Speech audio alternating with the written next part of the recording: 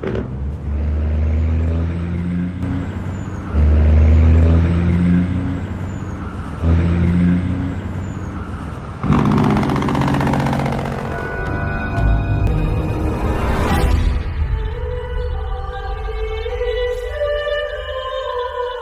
year's Mid-America Trucking Show, our 2024 Trucker of the Year, Alan Kitzhaber, asked Caterpillar if they might ever be getting back into the highway truck engine game for new equipment. Not that I'm aware of. First off, I haven't heard anything about us getting back in the industry, but we are still supporting the over 1 million engines that we have out there on the road right now. Alan Kitzhaber built his career and current well-deserved retirement with the Caterpillar engine. Came factory installed in his 1995 Kenworth T600. I've driven this truck since it was new in January of 1995, and it's got a Caterpillar 3406E engine in it, 550 horse. No, I don't think I did mention that I have 4 million miles. Actually, I don't. It's 4.1 million miles. It's actually 4,105,000 almost. Yeah, not bad for driving a truck. Same truck for 30 years, more than 30 years now. Same engine, been overhauled 3 times. Like many owner-operators, Alan Kitzhaber is sworn by his Caterpillar power. For good reason. In its day, the 3406E was among the most well-used engines on the road. At one time, Cat engine was the leading engine sold in the Kenworth trucks and Peterbilt as well with PACCAR. So if you look at an average age of our engine nowadays is over 20 years old. So a lot of them can, go buy a drink or go buy a beer at a bar. And we're still out there supporting them with parts and any service we have out there. So why did Caterpillar stop making their engines if they were so popular and beloved among owner-operators?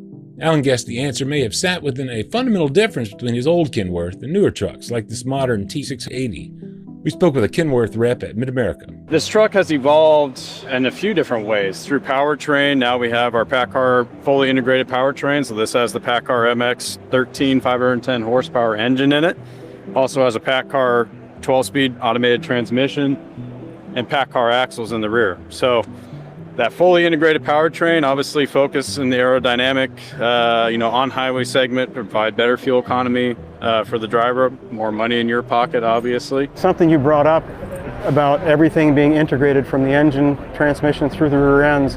When you bought my truck, like in 1995, in that era, you bought one brand of engine, another brand of transmission, another brand of rear end, where now everything's all integrated and it's all by the manufacturer, which means that you have more control over what goes on.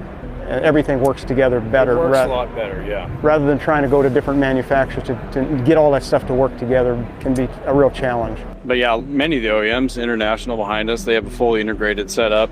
Daimler obviously has their Detroit setup. But yeah, it essentially with all those working pieces, it creates better efficiency, better longevity, and also keeps the cost down for the operator as well. It makes my truck sound like an antique, doesn't it?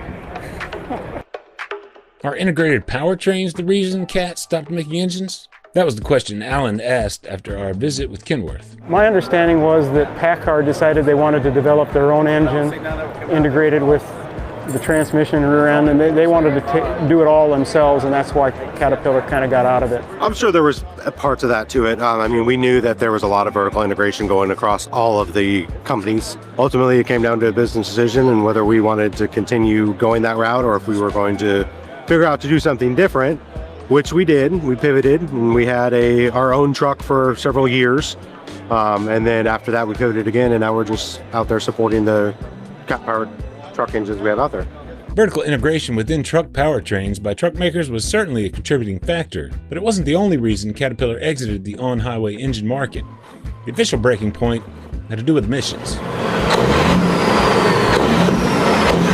Of the late 2000s, diesel emissions regulations for both particulate and nitrogen oxides were getting much stricter. Caterpillar stuck it out through the onset of the 2010 changes, when most all other engine makers added the selective catalytic reduction systems we see today, featuring the use of diesel exhaust fluid.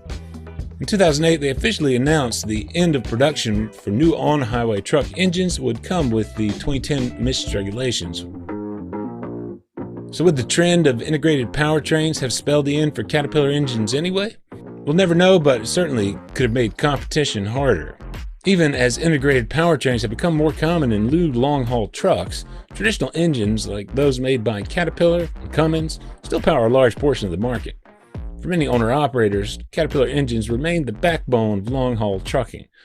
As Overdrive 2025 Trucker of the Year contender John Treadway's experience showed, too, Caterpillar still supports owners with availability of factory reman engines like the one that Treadway replaced his 1998 Pete 379's engine with after a catastrophic failure last fall.